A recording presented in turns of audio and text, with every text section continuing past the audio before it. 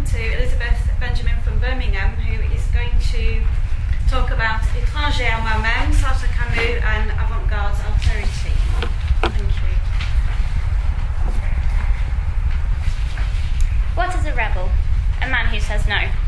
But this refusal does not constitute a renunciation. He is also a man who says yes from the outset.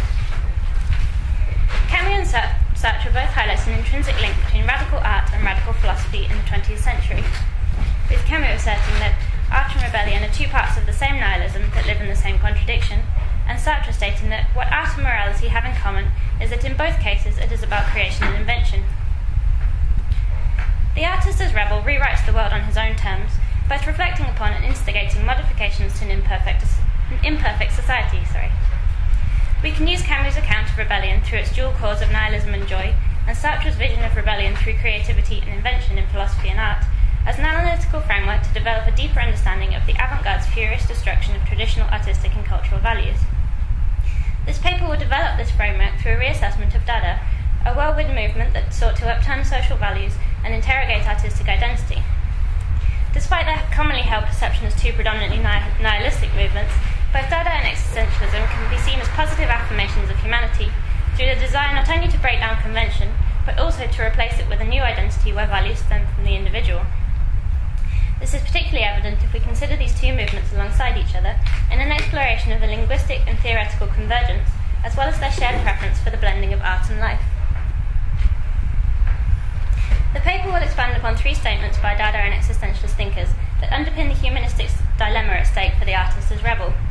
Tristan Tzara, founder of Dada, stated that in Zurich, I gradually became a stranger to myself. Camus explained that the absurd individual describes themselves as a stranger to myself, and Sartre claimed that man is always outside of himself.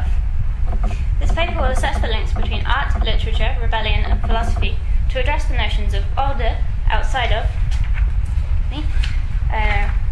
and étranger, stranger, foreigner, outsider to, etc., in order to question whether alterity and/or self-alterity is the state most suited to a productive confrontation with the human condition. To this end, the paper will analyse Dada works alongside the literary output of Camus and Sartre in order to posit the inherent authenticity of alterity within rebellion, as rebellion within the self. This will be done in four areas. Firstly, we will investigate the role of the Dada mask in relation to Sartre's notion of the look, particularly in respect to his play huis clos. Secondly, we will assess the role of the ready-made in relation to signs of the plague in Camus' La Peste. Thirdly, the role of the trial in Étranger in relation to Dada's mock trial of Maurice Barrès. Finally, the role of the diary form in Sartre's La Nausée in relation to the Dada diaries and their writing and rewriting of the self. In linking rebellion and art via nihilism, Camus draws upon a common accusation levelled at both Dada and existentialism. From its very beginnings in Zurich, Dada was characterised by a desire to destroy, springing from a rejection of the institutions that had led to the war surrounding it, primarily the dependence on pre-made values and unquestioning support of traditional narratives. We can see that this rejection is something that Dada would share with existentialism and came to produce the creation and invention that we've seen in Sartre. The creative rewriting of the self can be seen through the mask, in its verbal or psychological form in Sartre's huis clos, and in its physical form in Dada's beginnings at the Cabaret Voltaire in Zurich. So doomed to spend an eternity in hell, as represented by a small room with no mirrors, the three condemned characters of huis clos are only able to see themselves through each other. Not being able to perceive herself directly, Estelle goes as far as to question her own existence, lamenting that, when I cannot see myself, I have to check myself by touch, and even then I wonder if I really exist at all. The plot revolves around the construction and deconstruction of layers of the individual's personalities, as each reluctantly comes to admit the reason for their damnation. Simon describes the room in huis clos as being no room at all, but rather the open arena of incriminating exposure and persecution. While this initially reflects the way the characters feel about being stuck together, we might see that from an external point of view, constantly questioning each other's reality allows them to come to accept themselves, or simply to take responsibility for living their choices. As Gasson notes at one point, we are what we will ourselves to be, and Inez continues, you are nothing more than your life. Each of the characters initially attempts to detach themselves from the truth of their former existence. It is through the acerbic commentaries of their peers that they can view themselves from an hors-de-soi position, eventually coming to deconstruct their layers of lies, take responsibility for their actions, and own their characteristics.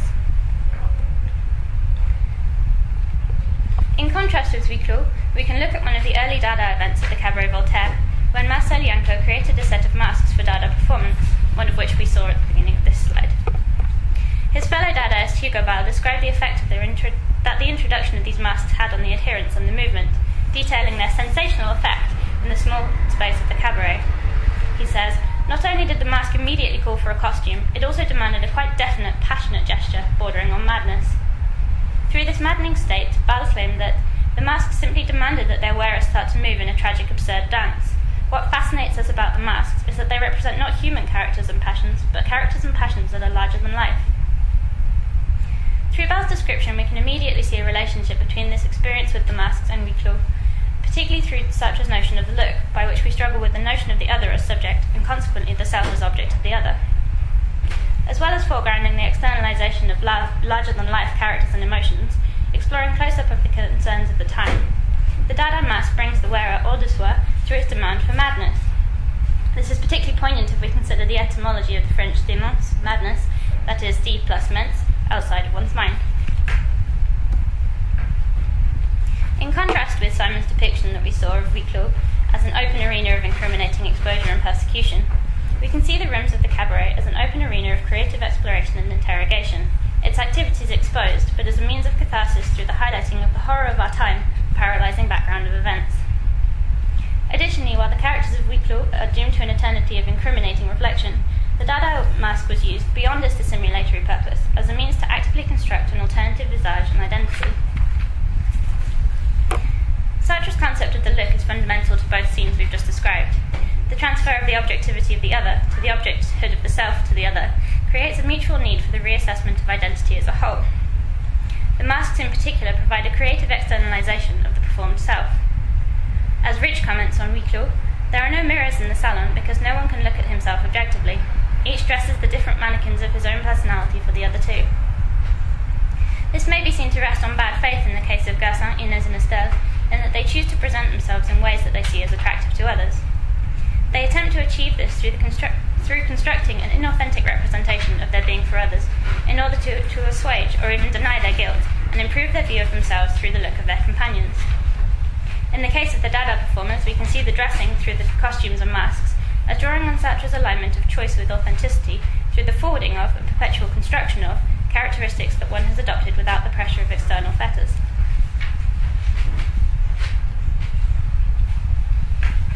The alternative visages of the masks and the alternative perspective of others draw the exploration of alterity into the construction of the self through a layering and selective foregrounding of the hidden facets of our authentic identity. However, we must question this notion of being hors de soi when we become an unwanted other, through being designated out of place. An instructive assessment of this can be seen through an analysis of signs of disease in Camus' La Peste and the ready-mades of Marcel Duchamp, which hopefully you'll be familiar with. La Peste depicts a plague-infested town and the effect that this has on its citizens through their responses both to the disease and to each other in a time of crisis. More broadly, it is a comment on the human condition and the response to the unwanted other.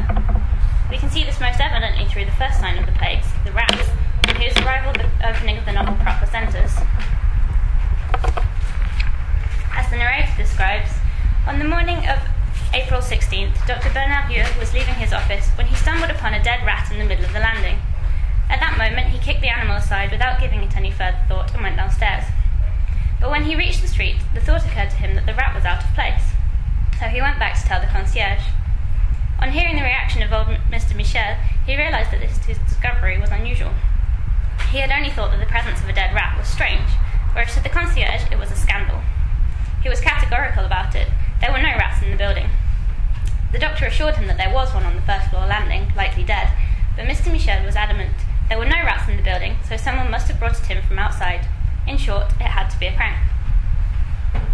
It is notable that the reaction to the appearance of the dead rats is immediately contradictory, leading on an evasion of responsibility for its consequences. Davis highlights three defences given for the presence of dead rats, which he classes as raisonnement de chaudron, in which several defences are given to counter an accusation, all of which alone are legitimate, but together contradict each other. That is the combination la présence de ce rat constituait un scandale, il n'y avait pas de rat dans la maison. Il s'agissait d'une farce. The presence of this rat was a scandal. There were no rats in the building, it had to be a prank. The contradictory reasoning for a rejection of the undesirable can be seen in the art world's response to Dada in general, and specifically to Duchamp's fountain, which we saw on the slide, a urinal, signed but otherwise unaltered, submitted to the exhibition of the Salon des Indépendants in 1917. We can directly compare Davis's selection to the rejection of Duchamp's urinal, in that its submission to the exhibition constituait un scandale, was a scandal, precisely because il n'y avait pas ce type d'objet dans la maison, there were none of this kind of object in the society, and that in the eyes of the society, il s'agissait peut-être d'une farce. It probably had to be a prank, knowing Dada. As Davis remarks, the point is not the truth or falsehood of any of these claims, rather each of them serves the same purpose, which is to deny that the concierge could have any responsibility for the rodent's presence. This same shirking of responsibility can be seen in the society's rejection of an object which would later be acknowledged and even celebrated by the very same art world. So consequently, we can regard the success of the ready-made in relation to both the proliferation of dead rats in Oran and the authorities' initial reluctance to get rid of them. Fountain may have been removed from entry into the salon, but it was not possible to remove its effect. Perhaps, if the mess is removed too quickly, something is lost which might have been worth preserving. As Richter, a fellow Dada, states, after the fountain and Duchamp's break with the New York Salon des Indépendants, there appeared a whole series of puzzling objects. And as the narrator of La Peste relates, everywhere the citizens gathered, piles of rats awaited them. The stunned citizens discovered them in the busiest areas of town. After this initial flurry in both cases, the proliferation loses its effect. In the case of the rats, they disappear almost entirely.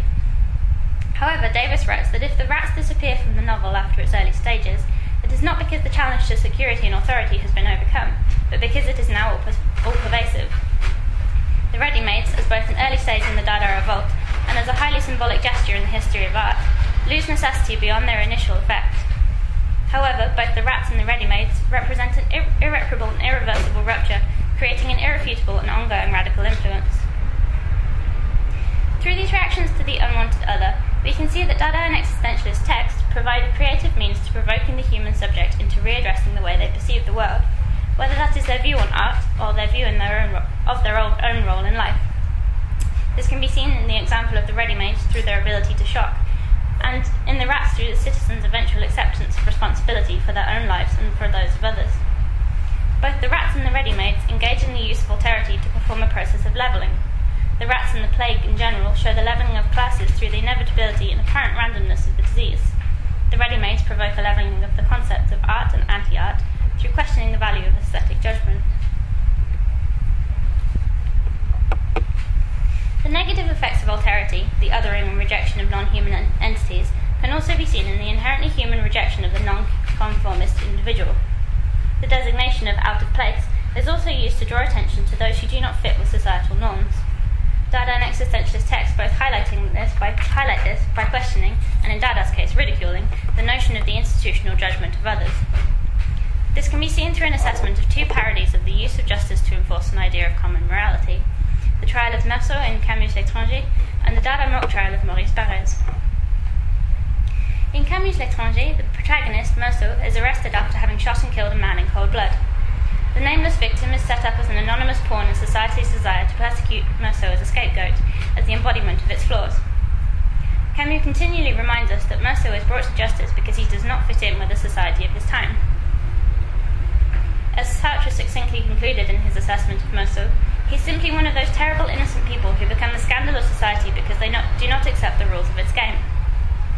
And as Meursault himself describes, he declared that I had no place in a society whose most fundamental rules I ignored, nor could I appeal to the human heart whose basic reactions I knew nothing about.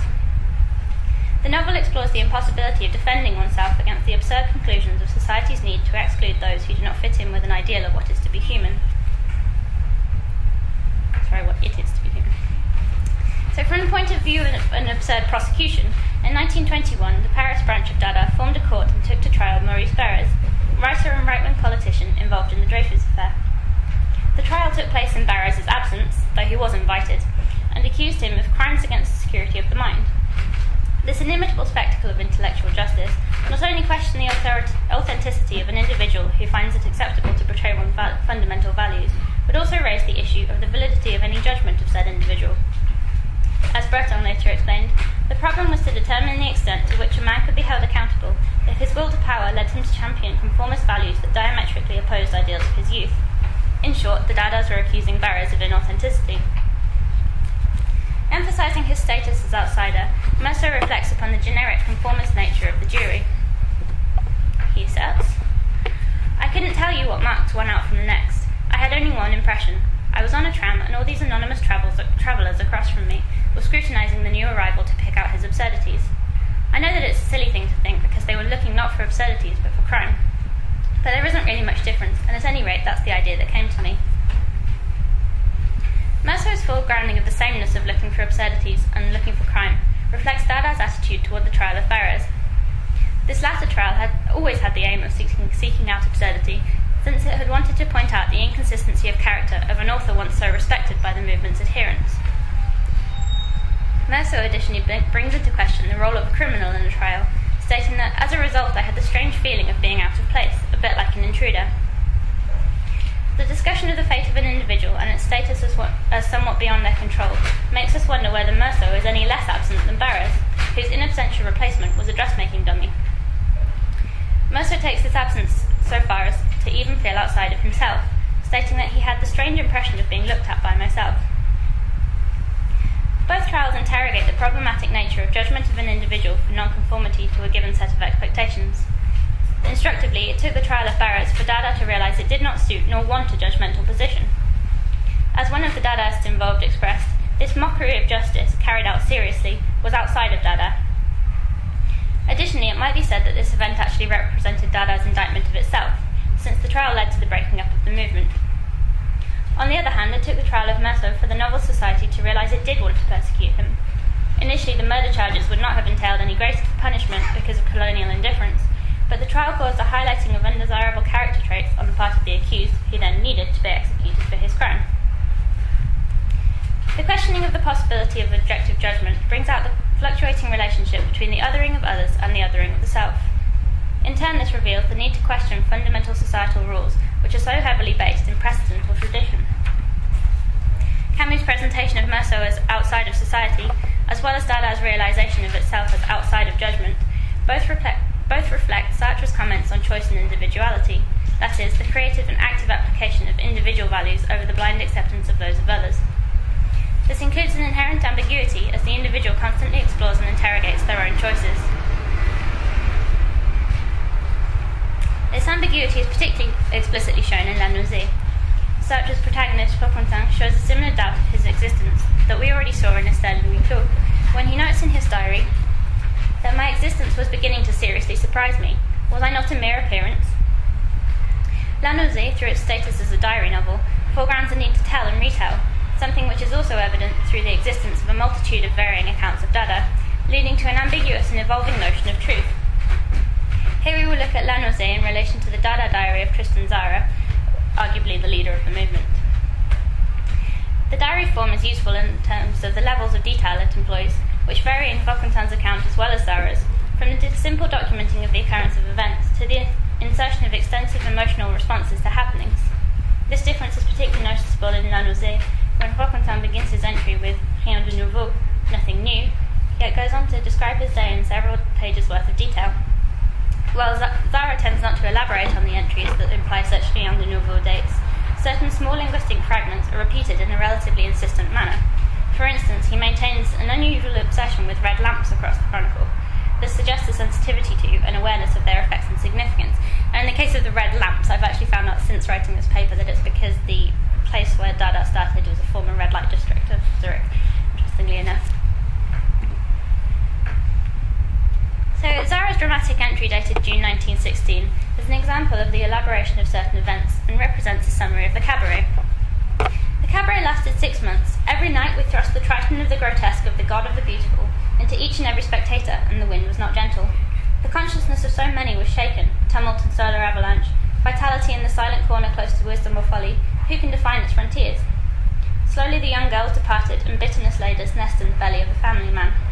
A word was born, no one knows how, Dada, Dada. We took an oath of friendship on the new transmutation that signifies nothing, and was the most formidable protest, the most intense armed affirmation of salvation, liberty, blasphemy, mass combat, speed, prayer, tranquility, private guerrilla negation, and chocolate of the desperate. This ferocious energy with which it is described implies that this entry is important, and and aspects of its vocabulary can be found across the rest of the chronicle. Notable are references to explosions and harsh wind, for example, the subtle invention of the explosive wind, and the explosions of elective imbecility. The June 1916 entry and its ripples across the diary are reminiscent of Roquentin's bouts of nausea and its effects on his daily existence. Roquentin experiences the waves of nausea as explosions of his senses, often combined with the humidity of Bouville and an unusual sensitivity to the weather. We also see a heightened sensitivity to colour in both accounts, perhaps unsurprising for the artist, who states in his May 1919 entry, "Inaugurate different colours for the joy of transchromatic disequilibrium and the portable circus velodrome of camouflage sensations." Unlike Zara, however, who revels in this disruption of chromatic normalcy, Roquentin's sensitivity to colour is disquieting when he does not yet understand his nausea. He reports an episode of discomfort on the fluctuating colour of a pair of purple braces. The braces are barely visible on the blue shirt. They are all faded, buried in the blue, but it's a false modesty. In fact, they do not let themselves be ignored. They bother me with their pig-headed stubbornness, as if they've stopped en route to becoming purple without abandoning their original intentions. Just as Roquentin's bouts of nausea get more frequent and all-pervading, Zara's diary entries get more clustered and intense as the diary goes on, centering around key events in the history of the Dada movement. We can see the editing process of diaries as a constant redefinition of truth, leading us to definitions of identity and the role of the diary as something to be re-read. As Raoul claims, the process that aims at defining the self as it recedes into the past paradoxically contributes to the emergence of a new present self as writer and posits the future role of the self as reader. The journal, meanwhile, acquires an autonomous existence as a written text. The autodidact asks Roquentin at one point, "Don't we always write with a view to being read?" We may wonder if this is still the case even if the reader is simply the author, as the notion of rereading will change the course of personal narrative. Additionally, Roquentin expresses his reasoning for writing. "I write to clarify certain circumstances, and I need to clean myself with abstract thoughts," reminding us of Zara's famous Manifeste Dada of 1918, when he writes that, "I am writing this manifesto to show that one can perform contradictory actions together in one simple fresh breath." Both Zara's and Roquentin's accounts show the capacity of the diary form as additive and transformative of the self, as well as being an externalization of identity, to be varyingly read and interpreted by others as well as by its author. Through our Dada and existentialist texts, we've seen a persistent and varying relationship with the notion of alterity, from the othering of objects and the rejection of individuals to the othering of the self. This plays with both Dada and existentialism's emphasis on rebellion, as well as the constant need to question one's values and place in society. Huis-clos and the Dada masks showed the usefulness of the layering and deconstruction of the self. La Peste and the Ready-Made showed the ways in which an unwanted other can call into question our own relationship with otherness. Étranger and the Barre's trial extended this notion to include the self as unwanted other. Finally, La Nausée and the Dada diary foregrounded the creative relationship we can have with the self through notions of telling and retelling. All of these texts and methods showed a necessity to step outside of the self, hors de soi, to access our fundamental authenticity. Dada and existentialism differ methodologically in that existentialism posits the crisis in a philosophical sense, even through their literature, whereas Dada stages or traverses the problem through their creative action.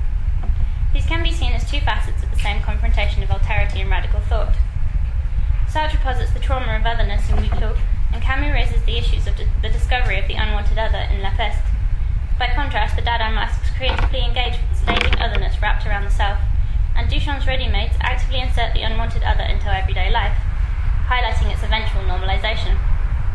Camus presents in Étranger the individual subjected to the judgment of others, and Sartre foregrounds in La Nausée the individual subjected to the alienating reality of daily existence. However, the Dadas literally staged the trial of Barres, and in doing so reveal the absurdity of accusations of inauthenticity, and Zara, as an artist, actively and creatively rewrites the world around him. Throughout these works, the existentialists are presenting a constant rewriting of the self. Dada projects this onto a rewriting of the world. While we may point out that chronologically Dada had already attempted to change the world, Sartre and Camus later saw the need to first change the self in order to experience the world differently. Michel Tapier wrote that, until Dada, all the various isms were only outwardly revolutionary. If Dada marked the beginning of true artistic rebellion, and the existentialist holds in effect that only the artist or a person living like an artist is really living. It is inherently desirable, if not necessary, to interrogate this identity as a means of aiming for authentic living. We have seen that Camus foregrounded both rejection and acceptance, in a way that reminds us of Zara's classification of Dada as the point where the yes and the no and all contradictions meet, bringing out an emphasis on the necessity of ambiguity. Furthermore, this ambiguity lends itself to an individual approach to morality. As Sartre states, in a way choice is possible, but what is not possible is to not choose. And we choose ourselves, ruining the punchline. We choose in view of others, and we choose ourselves in view of others. These two movements can be seen to move beyond their designation as nihilistic critiques of society, allowing us to posit the two as striving towards a fundamentally affirmative reassessment of humanity through the perpetual quest for authenticity. Furthermore, we can argue that this authenticity is most effectively achieved through a radical creative relationship with alterity.